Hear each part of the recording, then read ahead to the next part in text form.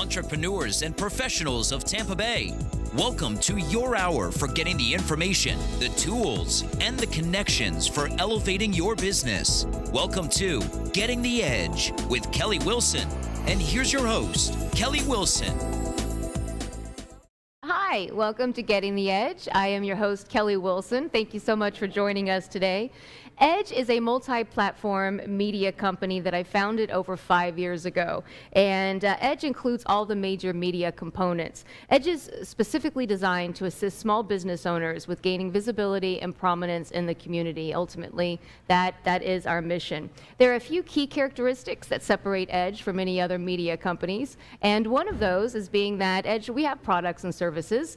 For instance, we create custom commercials for online TV and radio. We have multiple Edge video products, but we also provide platforms, one of those being Edge Business Magazine, which we started publishing in 2015. The other is Getting the Edge, which is us here today. Edge, we originally started Getting the Edge over a few years ago, 2015 as well. Originally, it was a radio show with iHeartRadio. So we've just recently transitioned Getting the Edge to being right here with you today with a film crew and just having casual conversation with great business leaders and business owners in the community. Getting the Edge is really an interview style. It's weekly, it's 1 hour, it's inspiring, it's informative. It's a great opportunity, again, to promote and highlight business owners and leaders in the community.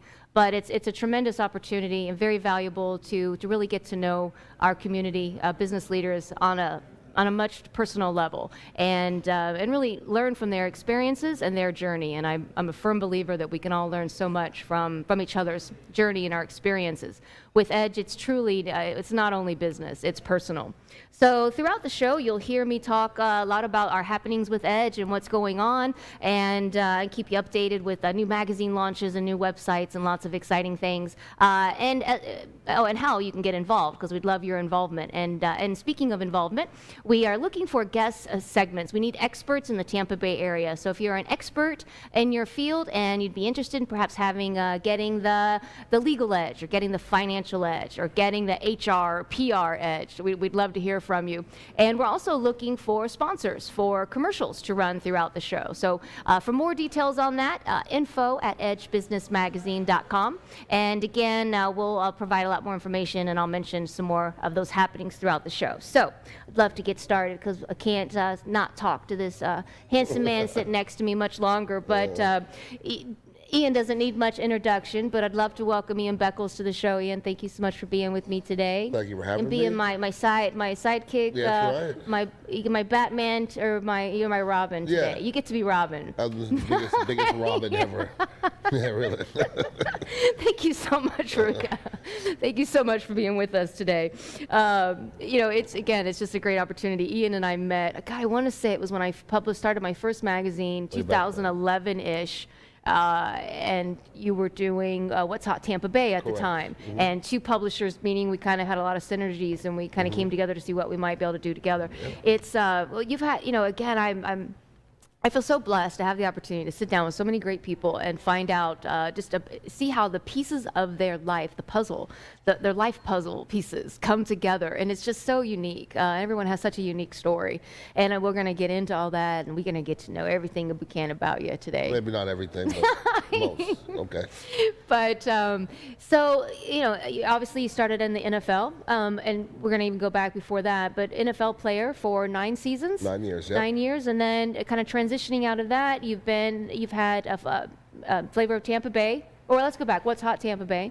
And then tell us about you. I guess I should let you speak and stop talking a little bit. Well, when I got out of the league, I didn't know exactly what I wanted to get accomplished, because everybody always says that football players aren't prepared for when they get out of the league. Well, while you're in the league, you don't have time to prepare for anything else, because that's kind of hard to do. Right. It's kind of hard to stay on top of that, and to be great at your craft, you have to be putting 100% into it. So absolutely, when it's all said and done, you're kind of confused, not knowing where you're going to go. I'd imagine college, you really don't have the experience to dedicate too much time when you're playing football to really your education either. So class is one thing, okay? You have to go to class, obviously, but your energy goes towards football. Right. And listen, you got to go to class, but before class, you got to lift. after class, you got to go to study tables. And I looked at normal students, I looked at what they were doing, and looked actually very easy compared to what we were getting accomplished. So I can imagine. Yeah, so football was our that's where energy went, but schooling was still in it. Schooling was still very important as well. And it was so important that after I finished my rookie year here in Tampa Bay, I actually went back to Indiana University to graduate. So I promised my mother I would graduate, and I got that done. Oh, that's very good. Yeah, we have a lot of common there too, because we both went to IU. Yep. And also, we'll go back to Flavor of Tampa Bay is kind of in the market that you've recently opened, right, Yep. on West Shore and Gandy area. Correct. Tell us a little bit about Flavor of Tampa Bay and the new market.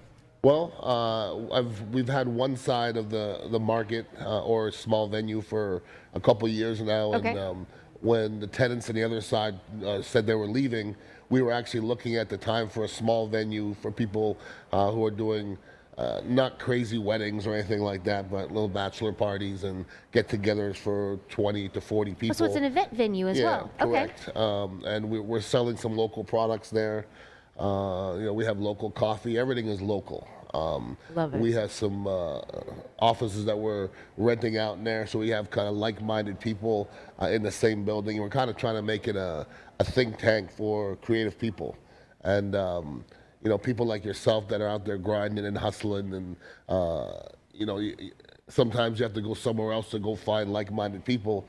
That's where Flavor of Tampa Bay is going to be. You just kind of, if you're in the area, just stop by and you see some creative people there hanging out and maybe having coffee and passing around business cards and just trying to get better. It is a great vibe. That's you. for sure. Thank I did a post the other day. It said it was just talking about growing up and how I always thought I was crazy, or I wondered what was wrong with me until I started meeting other people around me, and then I realized there was a diagnosis for what was wrong with me. I was an entrepreneur, and I kind of joked. There's nothing wrong with me, but it was kind of funny. But I finally found other crazy people like me, because we are a different breed. I mean, those that and it's great to be around other people that function like us. Then I posted Alfred Einstein that had the quote, something about a fish swimming, like a fish can't climb a tree, Okay. or he'll be like, I always mess up quotes, I shouldn't even try to say them. Okay, never mind. But anyway, it just says pretty much if a fish is in the water, then he's a genius. If he tries to climb a tree, he's not. Anyway, so Okay. just people getting in with the right, into their right mix of people. And I'm really good at certain things,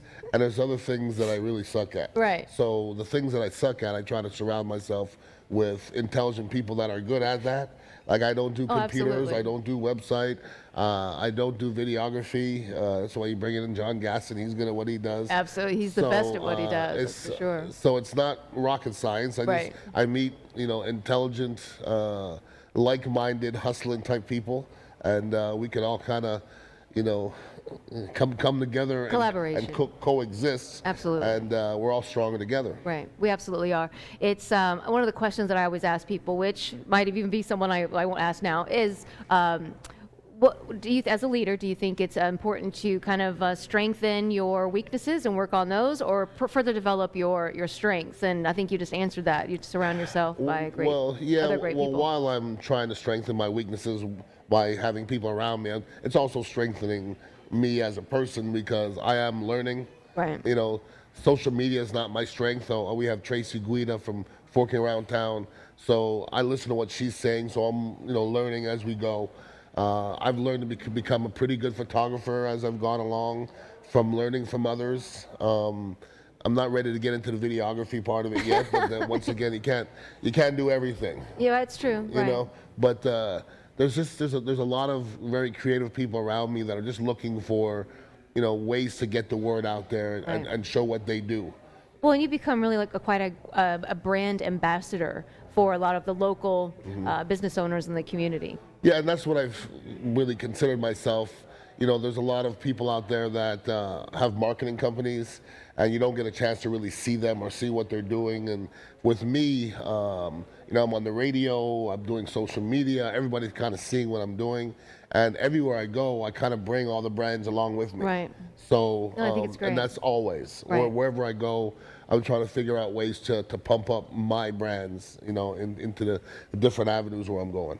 Well, you're definitely well loved in the community, and having been a part of the Buccaneers are everybody loves the Bucks. Not everybody. Well, they love and hate them, right? Yes, They love right. them when they're doing well, and they hate them when they're That's not. right, Is yeah. that typically how it works? That's about right. But you're definitely loved in the community, and you have your hand in a lot, which is great because I think you help the brands of multiple products and businesses in the community. So you went recently, Ian and Ron show recently took a break, and you just recently come back to the Bone. Yeah, well, actually, I was with the Ron and Ian show was 12 years. Oh, was it 12 years? Yeah, it was 12 years. And I was actually at iHeart or Clear Channel way back then for 15 years. And then business came into it where, sometimes you feel a little underappreciated. And it was time for me to step away. So I stepped away for 3 years, and then I went to the Bone 102.5, where they embraced me like family. Those guys are still my family. And then after 3 years, iHeart reapproached me and said, listen, we're thinking about getting this thing, and reunited Ron and Ian. And we sat and talked business, and that building has changed a lot. Has it? It's changed a whole lot, and the regimes have changed. They have different mentalities that I agree with a lot more than the other regime. So I was ready to step back on board, and we're into our second week, and it's like riding a bike. I mean, it's like. So you're back at iHeart. Oh, I didn't realize that. Yeah, okay. Back at iHeart. Well, congratulations. I'm so happy that all that worked out. For the next 3 years, anyways. We joked earlier when we came, and again, I'm not real sports oriented. I used to be, and how 4 hours every day, right? You're on the show from 3 to 7. Sure. What in the world do you talk about for 4 hours a day? Well, I mean, I like to talk a lot, but I'm not sure if I could come up with 4 hours worth. Sure I might drive can. everyone crazy. Well, we have producers that come up with different stories that are sports related, and instead of just talking about the Buccaneers for 4 hours, we're talking about stories that are within the game. Talking about the players a little bit, and not just the game, which could get boring after a while. Right.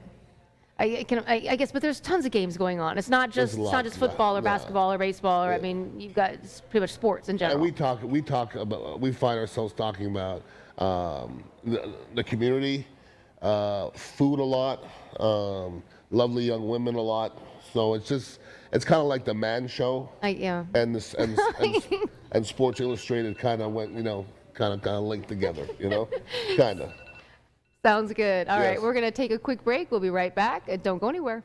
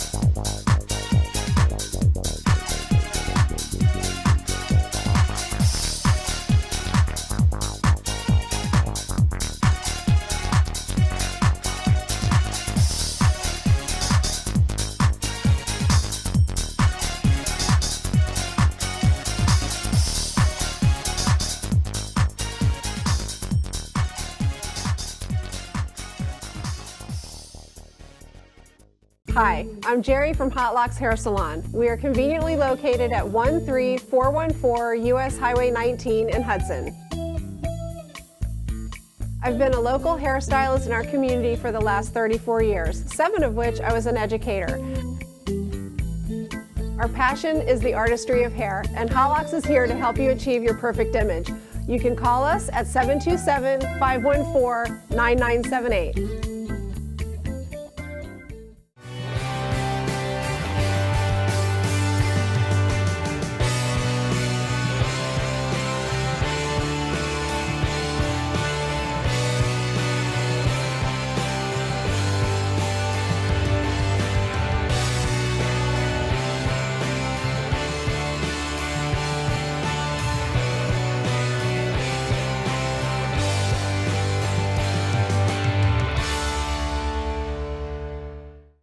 Hi, welcome back to Getting the Edge with your host, Kelly Wilson. Thank you so much for being with us today. And we're back with Ian Beckles of Flavor of Tampa Bay. And thank you so much for being with us today. Glad that you have me. Oh, well, thank you. I'm glad you're here. It's we've talked a little bit about Ian with Flavor of Tampa Bay and how we met, what's hot Tampa Bay, and the market, which how do people find out more information about the market or have their products displayed, perhaps? Sure. I mean, you can get in touch with me if you have a local product that just needs some exposure out there. Once again, it's all about local. You can contact me on social media at Ian Beckles.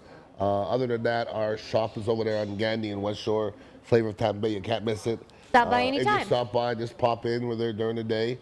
Sometimes we have some meetings going on. Sometimes we're just, like I said, they're brainstorming. So don't be scared to pop your head in. And are there particular hours? Yeah, we're going from 9 to 2 right now.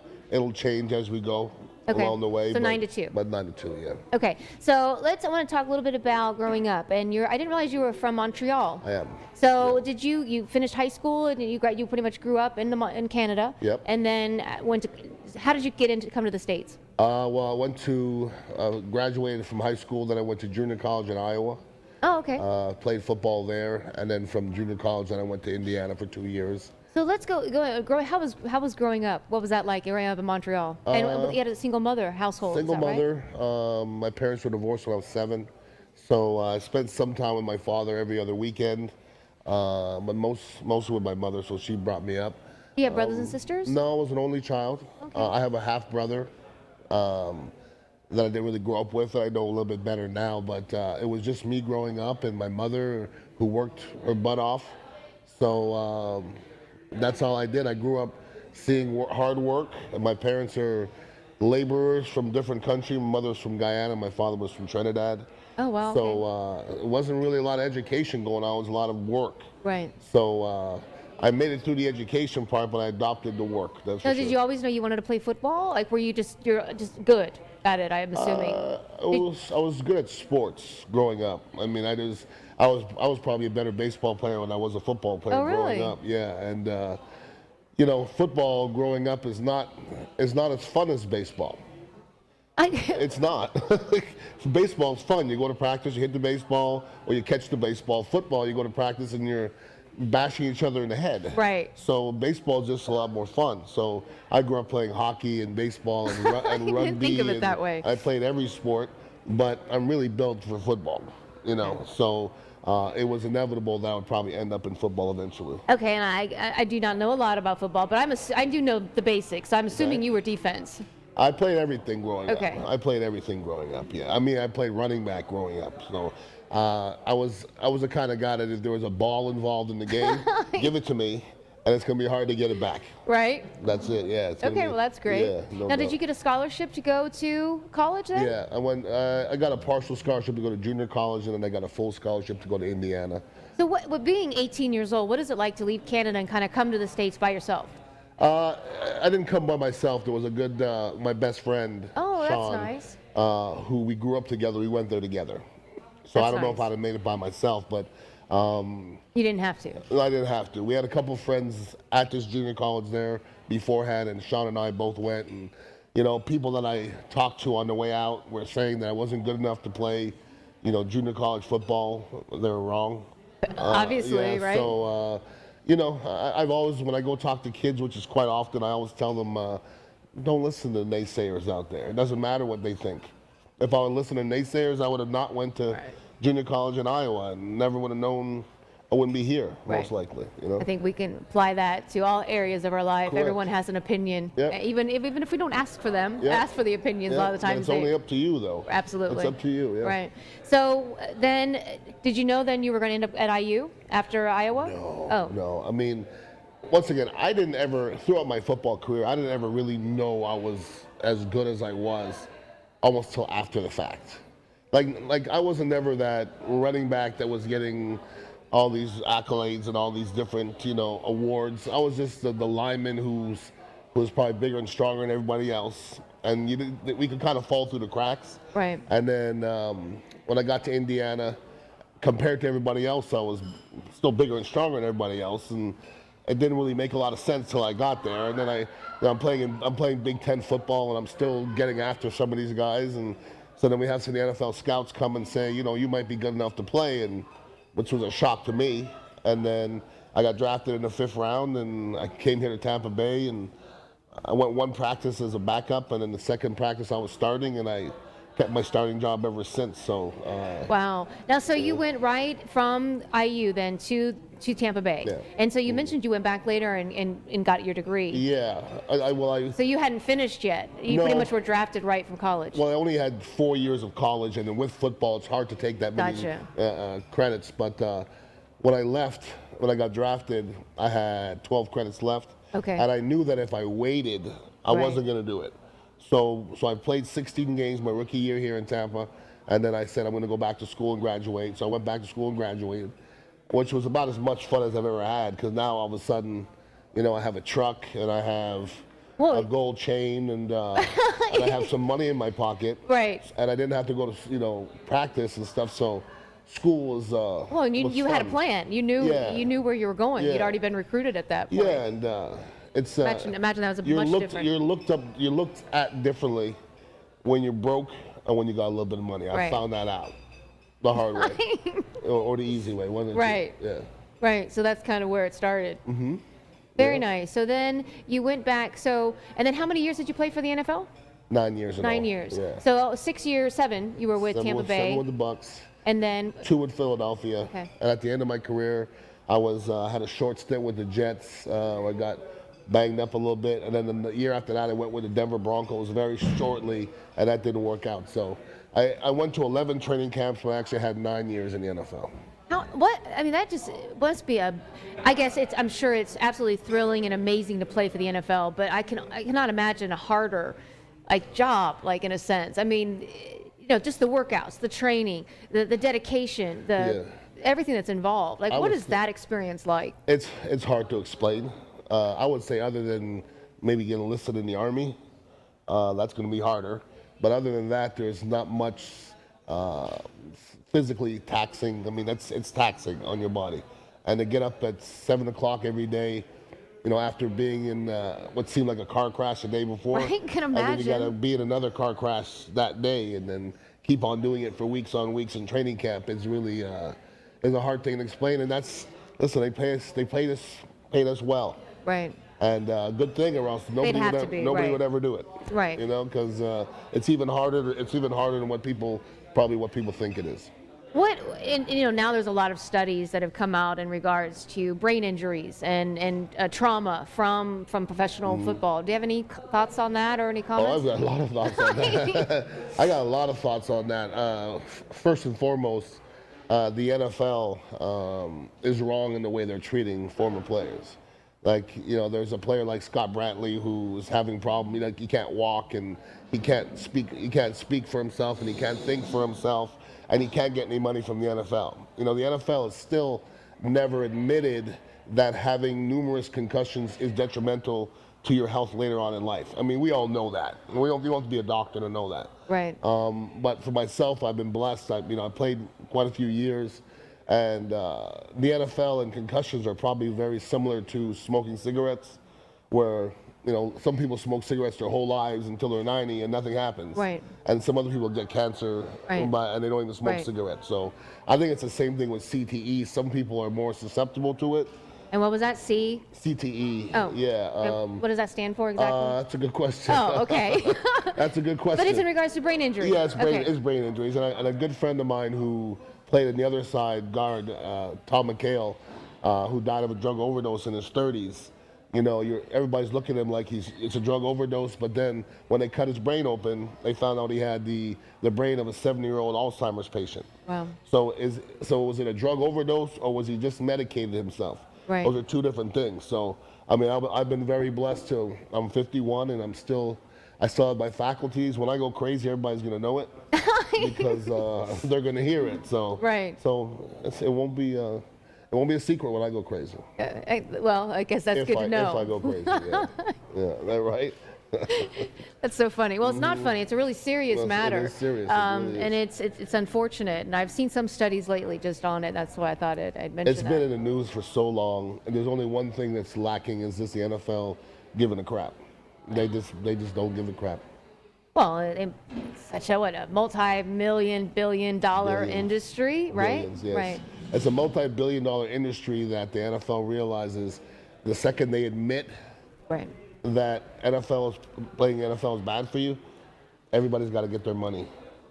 Everybody. Well, it's kind of common sense, though, isn't it? I mean, it's brutal. It is. Yes. So, of course, there's going to be injuries. It's common sense what you just said, but it's not common sense for them to give up millions and millions of dollars. That's not. When you ask 32 billionaires for money, that doesn't become common sense anymore. That makes sense. Yes, then you're fighting a lot of really good lawyers, and that's not an easy thing to do. Right. Well, congratulations for that experience and just, living that life for a while. I made it, and I didn't really understand probably how tough it was at the time. Right. Because I didn't know any better, and now I'm old. I look at it and it looks crazy. Right. It looks almost stupid. It's amazing, truly it'd be nice to, if we only knew then what we know now, kind of, living life, you want to live without regrets, obviously, so then you never look back and have any regrets, but still, it's just like the knowledge that, the wisdom, I think, that we have, later in life. I'm not sure in this situation that wisdom would have made it better. Right. Like, I didn't want to know what that was doing to, I wouldn't have changed anything, but the thing is, if I would have known that smashing that guy in the head at full speed is detrimental later on, maybe I wouldn't have done it. So then I don't know how it would have turned out. So it's probably good that I didn't know as much as I know now. Well, when you look at it from that perspective, right? Yeah, I was kind of thinking more of saving money or not. Well, the saving money thing, I think everybody, when they get older, realize how much money they wasted when they were young. No matter if you're NFL or not, I mean, we all kind of go through that, and Absolutely. I look at money, ways I wish I'd have done things different. So, anyway, we are going to take a break. Don't go anyway. We'll be right back with Ian Beckles.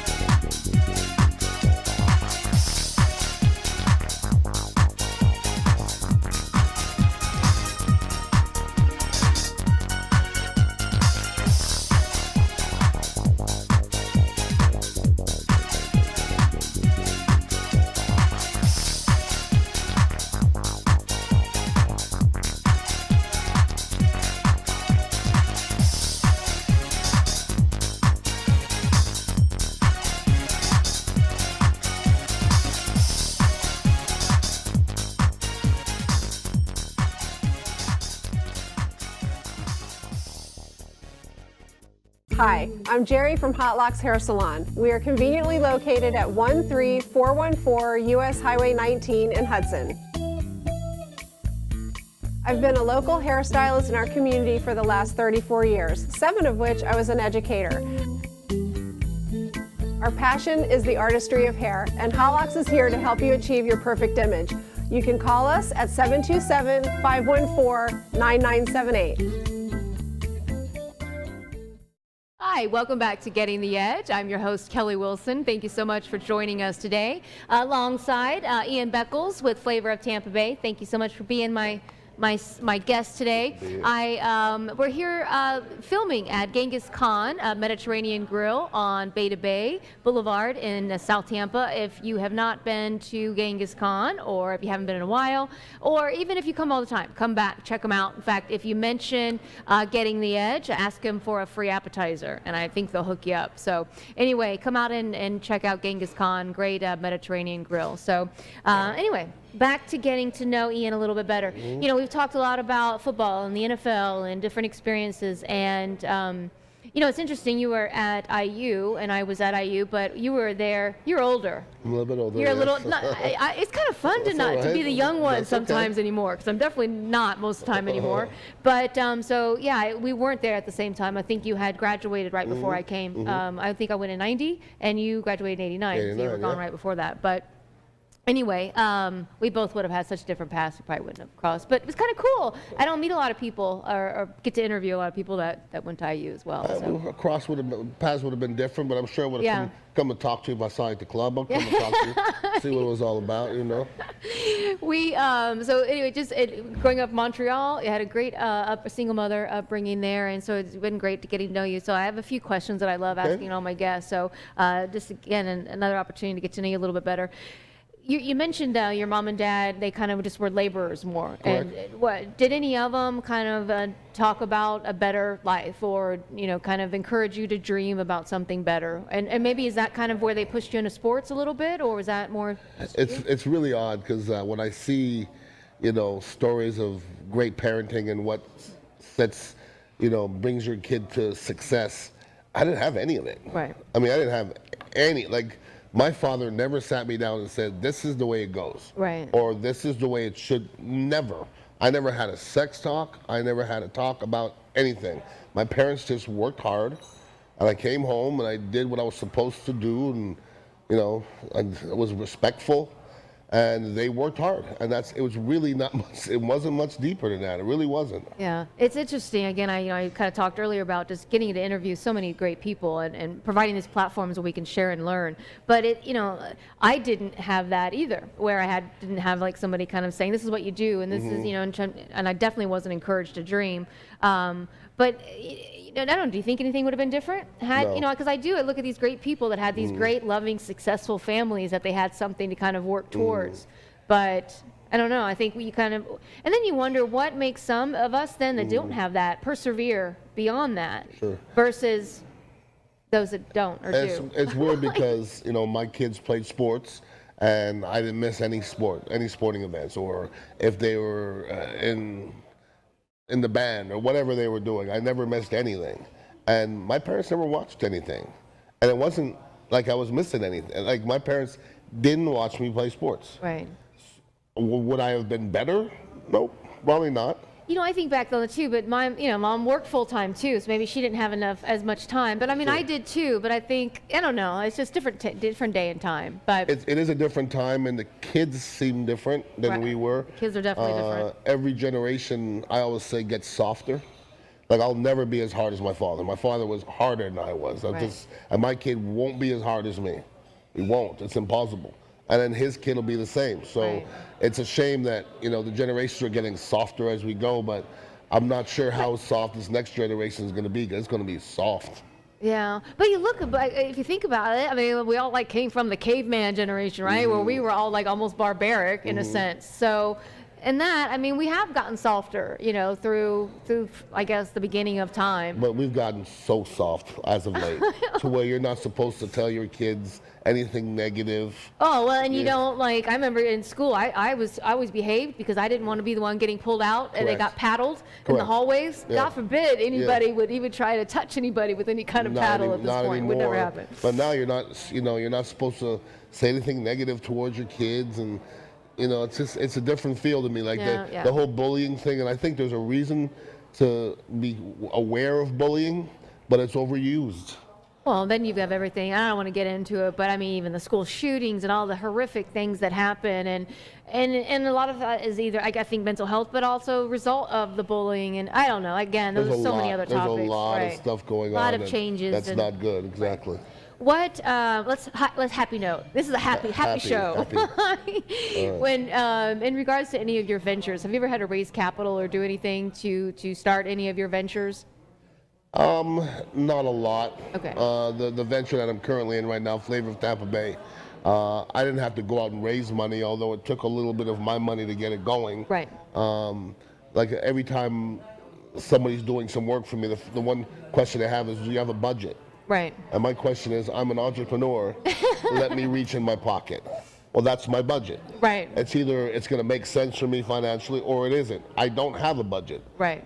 Okay, so if you're going to charge me $3,000 for something and I can do it, then I'm going to do it. Right. So that's the world of being an entrepreneur, is that you don't have vacations. Right. You don't have vacations, and you just work your butt off all the time. Yeah, and again, I always like all these quotes, and I always mess them up when I try to say them. So I don't even know why I'm going to try it again. But there was something that said entrepreneurs will work 100 hours a week so that they can avoid working 40 hours a week for someone else. That's correct. You know, it's kind of funny, but it is kind of true. It makes sense. And anyway, so. Gotta love it, though. That's the world we live in. But I literally probably work 12-hour days, and I don't want to always do that. I do look forward to having more of a balance. But good luck with that. Good luck. With the balance? No, if you're an entrepreneur, you will always work 12 hours a day. Well, okay. Well, I was going to say that, so maybe it sounded better. So that but I do need a balance. But it's what's crazy is I work 12 hours because I want to. I love it. I would rather be working than out and doing a lot of other things. Correct. And so it's not like it's work. It's so passionate about what I do. I love it. So even when I'm not working, I'm working. Right. Like even when I'm going to a hockey game or I'm going to a restaurant, in essence, it's really work, because marketing is what I do, and letting people get them exposed to what I'm doing, and everybody's like, "Oh my God, you're everywhere. You have a great life." And it seems like I go to a hockey game. It seems like I'm almost working. Right. Go to a restaurant. It seems like I'm almost working, but I'm also doing things a lot of other people would love to be doing at that time. Well, but you are working. Yeah, right. It's a lot of fun, and you get to do a lot of things. But you're also going back then, probably talking about it on the shows and doing different things. Yep. And so there are experiences that you need to have so that you can promote everything and talk fact. about it. What if you go back in time 20, 30 years, Okay. what advice would you give your younger self? What advice would I give my younger self? Save your money. And I was pretty good at it compared to everybody else. And don't listen to everybody else. Right. Don't listen to everybody else, because I was always the guy who had to work for what I got. Like I saw guys drafted in the first round, and I seen all these, and this just wasn't me. Like nobody ever made a big hoopla out of me. I had to kind of work my way up, and like, who is this guy? What's this guy do? Why is he here? At 6'1", I was the shortest lineman in the league, I think, at the time. Like there was no other lineman shorter than me. So nobody, like I had guys behind me that were 6'7", 350, Oh my goodness. So I got to look at this guy and wondering, like, what do I have to do to fend him off? All of a sudden I had a vision of, and we were talking a little bit about the football, of you kind of on the line and these people running towards you. You're sitting there, they're 6'7" and 350 or whatever. I'm just like, what in the world is going through your mind at that time? Well, not a whole lot. Survival. When I hear people talk about pressure and I can't deal with pressure, whatever pressure that you're dealing with, I like to give the scenario of I'm in Green Bay. It's probably 10 degrees in Green Bay. It's freezing cold. I just dislocated this finger, I believe. So the finger just collapsed. So now my finger is out of joint. So that my trainer just pops it back into place, pushes it back on the field. And I have Reggie White across from me, and Reggie White's probably the best defensive lineman ever played a game. And he's looking me straight in the face with my dislocated finger, and everybody behind me is chanting his name. So they're hearing Reggie, and he's like, I'm looking in his eyes, and he's trembling, and he's almost frothing at the mouth, and he's so ballistic. Okay, so he's coming at me. So what was your pressure again? Because that pressure there is kind of hard to explain to somebody, because if you're at a desk and you don't get, if you don't get some kind of a date line, something you get a slap on the wrist, I'm about to get my ass kicked. Okay, that's what's going to happen. I'm going to get my butt kicked. I'm going to be on ESPN, and there's a lot of bad things there. You know what I mean? So when I hear people say I can't deal with the pressure, it's not like what we dealt with. That was a lot. And every second, somebody's trying to take your job. Right. Every second. That has got to be, in fact, I meant to, kind of just touch on that earlier. This stress, I would think of just the unknown. And if you have a bad game, or you're not performing, or just like we talked about earlier, I said everybody loves the Bucs, and you're like, because if you don't perform or they're not doing well, it's like a kind of a bandwagon kind of thing where they're loving them and hating them. So that just, I can't imagine. Yeah, well, there's 16 games in the season. If you don't play well one game, the next game, you better play well. Right. Or else you might show up on Monday and your name may not be on your locker. I've seen that before. People walk in and their name's not on their locker.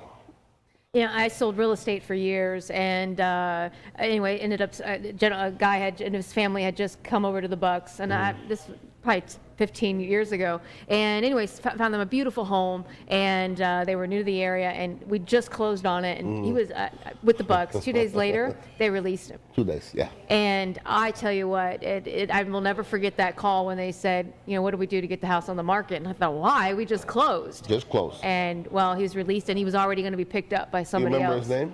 I don't want to say it, though. It's all right. He's not here. He's not here. Yeah, I'll tell you. But I feel bad. I don't know. I felt so bad for him. Well, Greg Schiano lived in my neighborhood. That wasn't him. Yeah, well, Greg Schiano was a head coach here for maybe a year and a half.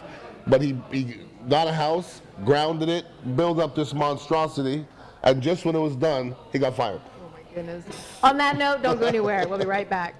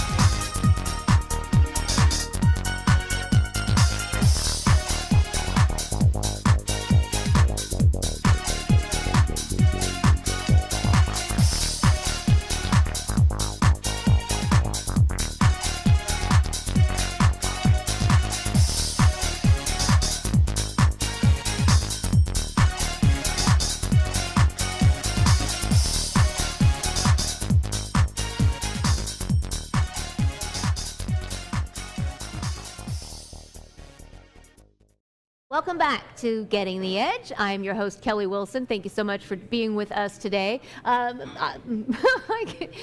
So happy to have my guest today, Ian Beckles. It almost didn't come out. Thank you so much for being here and sharing your story with us.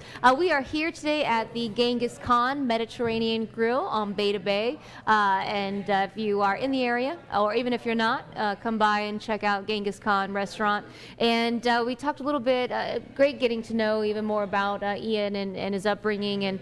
And I meant my favorite part of the interviews where I really get to ask some of the questions where we kind of get to know you and learn from some of your experiences. But before we get back into it, want to mention that definitely check out our website, edgebusinessmagazine.com. You can look at some of our previous issues of Edge Business Magazine. We have a brand new website coming really soon, so we'll keep you updated on that. And we're here every Thursday, so please look out for us and check out the different guests we have on, new guests each week. So a lot of new updates coming soon. And if you have any questions and you'd like to reach us, info@edgebusinessmagazine.com. So, all right, let's go back into it. Let's see. Any advice on creating a great staff? We talked a little bit about collaboration and just kind of bringing a great team together, and kind of that team. You kind of learned a lot about that too, I'm sure, in the NFL. So, what advice can you give any of us on team building as far as in a work environment? Well, I have a young lady who works for me, Melanie, who does a wonderful job. Personally, I need somebody around me who is not scared of much. And she's become that person to where, all the things that we've created throughout the time, she helps me out with my logos, she helps me out with my website, she helps me out with social media. If I need the floors done, she can help me out with the floors. Right. Like, that kind of stuff is important to me, that she put that type of work in. And wear all the hats with you. Yeah, because as entrepreneurs and business owners, and more the leader of the company, we're wearing all the hats. And it's so nice when you have someone else that'll put on all the hats with you and show their appreciation and their, I guess, belief in the brand or the business as well. And she's a young girl that wants to succeed. I don't expect her to be working for me 2 years from now. I don't expect that because I just think she's too smart for that.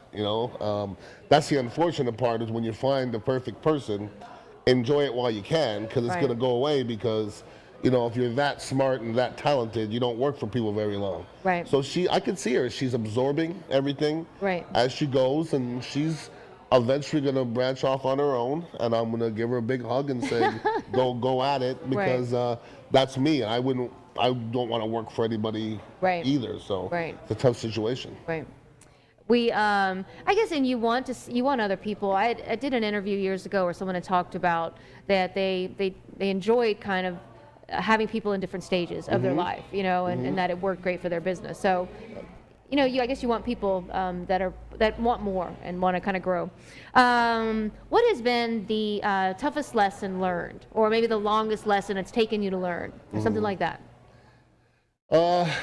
That everything that you do is, like, say for instance, the magazine. Okay, I had a magazine for 2 years.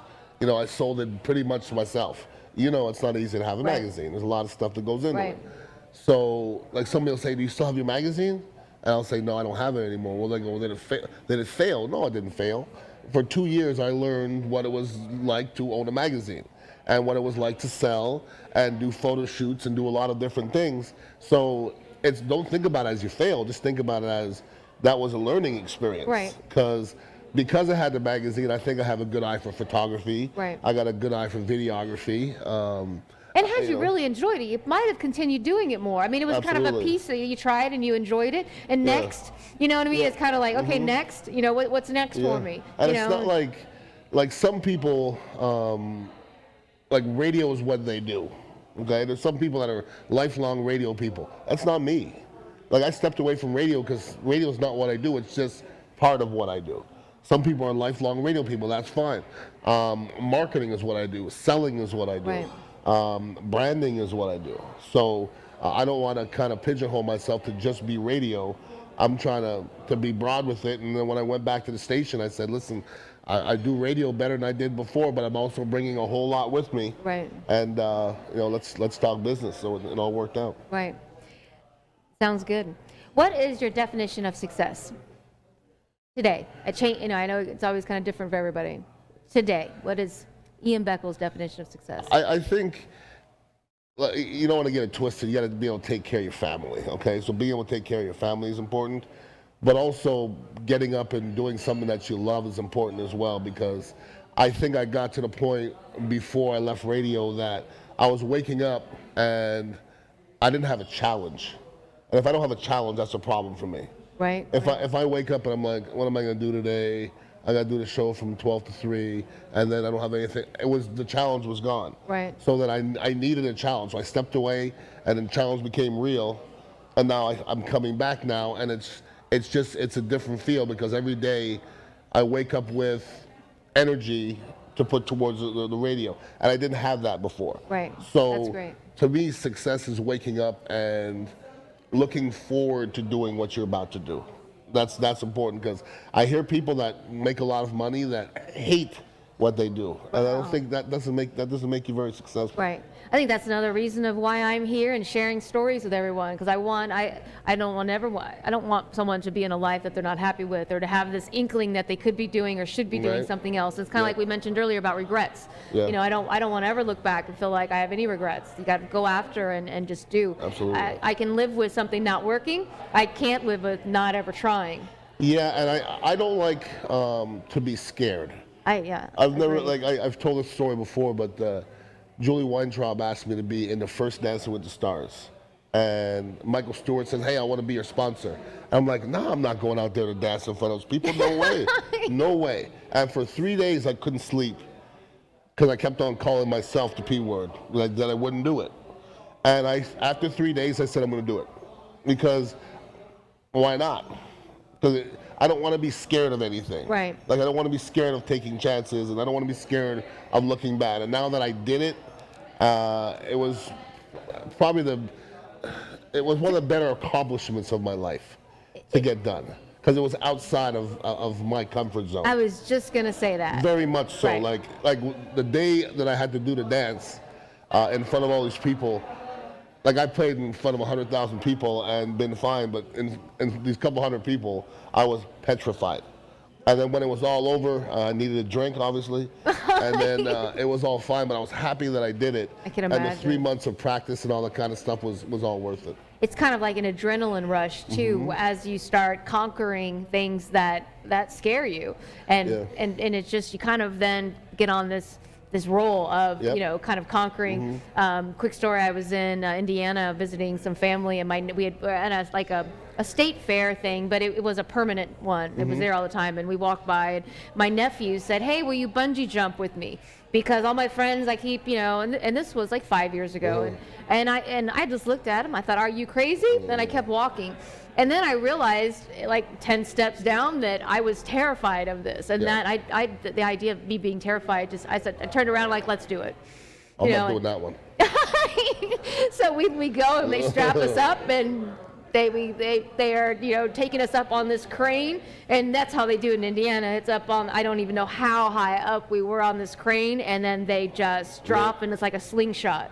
And I thank my nephew Luke for that one, but Nope. But, you know, just first of all, like, I thought I was going to die during it. Right. And in fact, if you ever watch the video, you can hear me screaming the entire time, but I did it. You did it. And I would have never done that had I not kind of been on this mission of mine, conquering all of my fears. But yeah, heights are going to get me. I don't even drive over the Skyway. I don't want to go over the sky. No, I'm serious. Well, it really is true. Everything that we want and that is worth doing is on the other side of what terrifies us. So just, you know, remind everyone that. Correct. Do you have, okay, so best advice. Is there something someone said to you once that just resonated and it's like just stuck? That you kind of use?